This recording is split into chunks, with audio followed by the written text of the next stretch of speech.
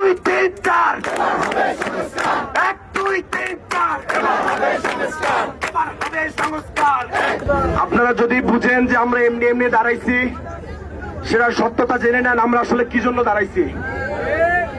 Sherebangla medical college হাসপাতাল সহ বাংলাদেশের সকল সরকারি হাসপাতালগুলোর অবকাঠামোগত উন্নয়ন, পর্যাপ্ত দক্ষ জনবল নিয়োগ, আধুনিক যন্ত্রপাতি ও ওষুধ সরবরাহ সহ সর্বসাধারণের জন্য সুচিকিৎসা নিশ্চিত করতে হবে।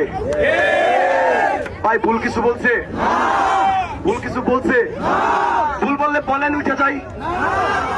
2 নাম্বার, স্বাস্থ্য মন্ত্রণালয় সহ দেশের সকল হাসপাতালগুলোতে দুর্নীতি প্রতিরোধে প্রশাসনিক দক্ষতা বৃদ্ধি, দলীয় রেজুল ভিত্তিক ডাক্তার রাজনীতি নিষিদ্ধ, ডিজিটাল অটোমেশন এবং স্বচ্ছ জবাবদিহিতামূলক টাস্কফোর্স গঠন করতে হবে। ভাই ভুল কিছু বললে আইসা বলেন যে ভাই তোমরা যা করতেছো এগুলো ভুল। ওরাও কিন্তু ভাই বুঝে এগুলো সত্য, মাথায় নাই।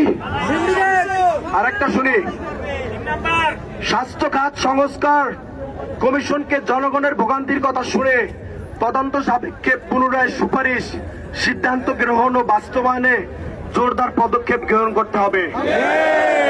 আমরা হসপিটালে গেলে দেখি অমুক ভাইয়ের